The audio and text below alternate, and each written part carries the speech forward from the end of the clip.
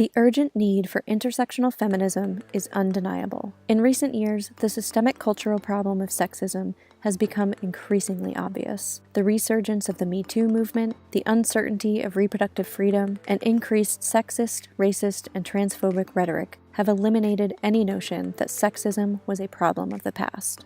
Tackling this complex and pervasive problem is hard work, and activists committed to it often experience burnout and may abandon movements entirely, leaving our communities less resilient and our social networks frayed. That's why we organize. We launched Feminist Oasis 9 months ago and have already been joined by over 350 people from the greater Seacoast community to explore intersectional feminist values in a positive setting. We launched with a screening of Beyoncé's Lemonade film, followed by a discussion of feminist theory led by local feminist scholars. It sold out quickly and got an enthusiastic response.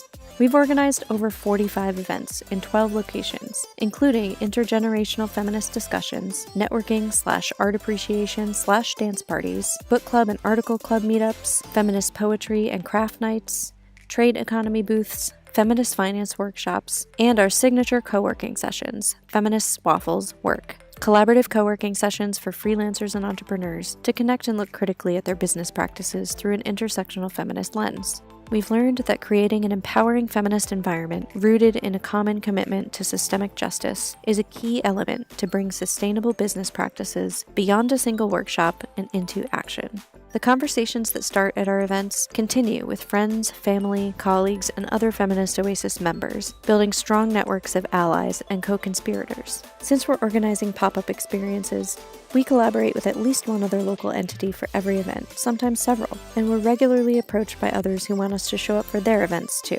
Our model is sustainable because we prioritize the long-term well-being of individuals, institutions, and the environment by focusing on systemic solutions, having tons of fun, building strong networks, and prioritizing self-care.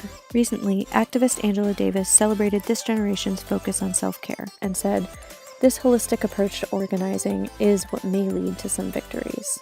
We've been met with enormous enthusiasm and are excited to expand our outreach to corporations and higher education through trainings, workshops, and audits. Along with continuing our outreach within activist, entrepreneur, and community groups, this will help us become more economically sustainable and reach even further into our community. And we're already looking ahead at building a toolkit for folks who've asked about starting chapters in their communities.